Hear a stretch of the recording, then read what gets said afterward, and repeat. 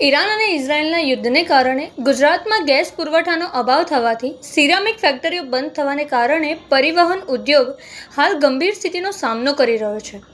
આના કારણે ટ્રકોની સંખ્યામાં નોંધપાત્ર ઘટાડો થયો છે। જે રોજ 8,000થી 9,000 અવરજવરની અપેક્ષા હતી તે ઘટીને માત્ર 1,000 થઈ રહી છે।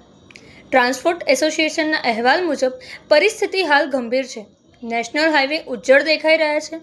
બંધના કારણે લગભગ 5થી 6 લાખ મજૂરો અને ટ્રક ડ્રાઈવરો પર તેની અસર જોવા મળી છે, જેથી તેમની આજીવિકા પર ગંભીર અસર પડી છે।